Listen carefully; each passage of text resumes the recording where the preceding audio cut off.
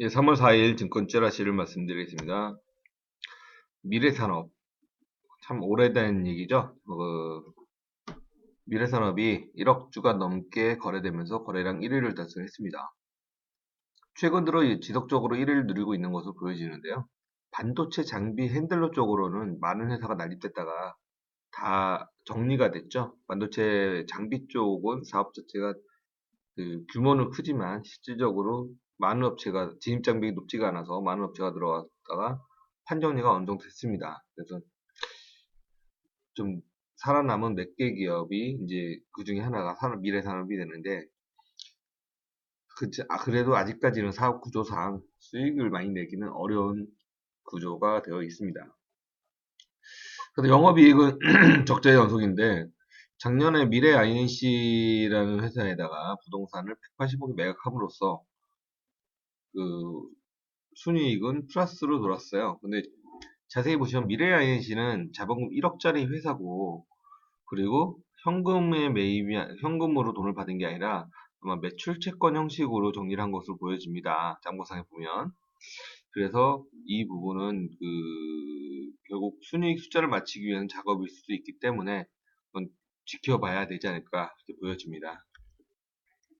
미래 ING, 미래산업하고는 전혀 관계없는 미래 ING죠. 옛날에 국제전자공업 주식회사로 선정을 했다가 유니모 테크놀로지가 우에 선정했고 그리고 유니모 테크놀로지가 유니모 CNC로 바꾼 다음에 다시 분할이 되고서 유니모 테크놀로지라는 회사가 별도로 분리해 나갔고요. 그 다음에 디얼메디바이오가 우에 선정했다가 디얼메디바이오도 바로 다시 자회사로 나갔습니다. 그리고 미래 ING로 이름을 바뀌면서 파란만장한 역사를 거쳤죠.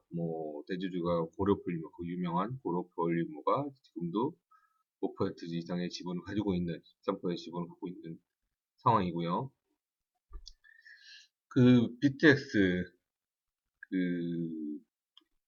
세부의 임페리얼 페리스의 주주도 BTX죠. 부산 버스, 터미널.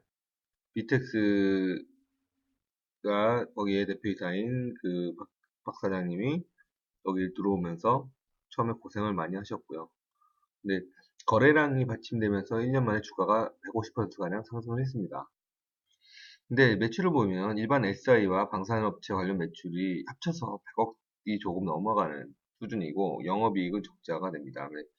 작년에 자회사가 아마 필리핀 쪽 관련된 자회사로 보이는데요. 매각을 해서 200억 이상을 보유한 상황으로 나타나고 있고요. 이 부분이 또 현물 출자 부분도 같이 묶여 있는 것으로 보여집니다. 향후 M&A 등을 통해서 많은 사업을 확장 가능한데요. 실질적으로 내부 판정리가 어떻게 되는지 아직 확실치가 않기 때문에 좀 지켜봐야 될 상황도 되고요.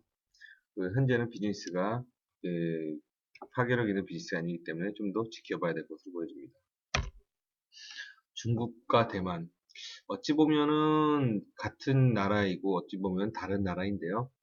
어제 개막된 양회 중국 전인민대회 하고 대표대회와 전국 인민정치협상회의 그걸 양회라고 그러는데 굉장히 큰 정치 행사죠. 첫날에 대만을 독립한다는 부분을 경고를 했습니다.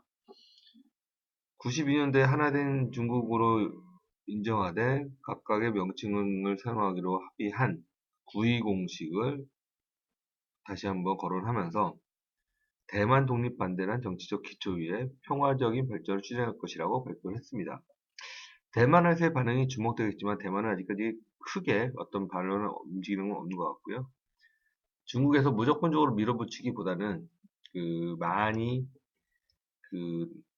상황이 바뀌어서 중국도 윈윈 전력으로 나아가지 않을까 그게 보여집니다. 그래서 중국 주가는 호재로서 들어가지 않을까 그게 보여집니다. 어제 미국 증시, 일본 증시, 중국 증시가 다 강보합으로 마감을 했습니다. 그래서 유럽 쪽, 프랑스나 영국이나 이쪽은 약보합으로 마감을 했는데요. 우리나라에 직접적인 영향을 미치는 미국과 중국 등이 강보합으로 마감했기 때문에 오늘의 시작은 강보합으로 시작할 듯 합니다. 다만 중국 양회에서 어떻게 발언이 나올지 주목을 해야 되는데요. 가장 걱정되는 것 중에 하나가 지금 동북아에 대한 그 긴장에 대한 부분이 있을 수도 있죠. 그래서 혹시 사드 등을 비판하면서 국방 예산을 대폭 늘린다든지 한반도 긴장을 고조시키는 발언이 나온다 그러면 우리나라 주가는 파란색으로 바뀔 수도 있을 것 같습니다. 가히 최대 주주가 슈퍼원으로 변경됐다고 공시를 했습니다. 그런데 지분을 보면 다 매각한 게 아니라 4.1%는 가지고 있고 5.46%만 매각을 했습니다. 매각 단가는 2,800원 선쯤 되는 걸로 보여지고요. 또 계산을 제가 잘했는지 모르겠습니다. 근데 주사업인 섬유 쪽 사업에서도 면사와 코사마 매출이 60% 넘는 상황이기 때문에 그리고 또 수출보다는 내수를 하는 기업이라서 향후 사업은 적자를 면하기는 어려울 것으로 보여집니다. 투자를 굉장히 많이 했지만 실질적으로 국내에서의 섬유 산업은 많이 망가지고 있는 상황이기 때문에 쉽지는 않을 것으로 보여지고요. M&A가 성립되면서 담보 설정 부분이 약 1,800원대로 설정이 되어 있습니다. 140만 주를 25억에 설정 담보를 돈을 빌렸고요. 그리고 담보 설정가액은 32.5억이 되기 때문에 주가는 1,800원 선을 유지하지 않을까 이렇게 보여집니다.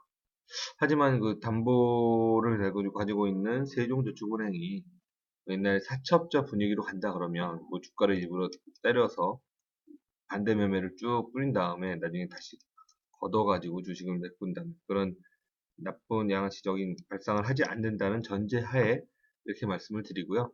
혹시 그런 일도 발생할 수 있지 않을까 그 우려는 남겨둬야 될 것으로 보여집니다.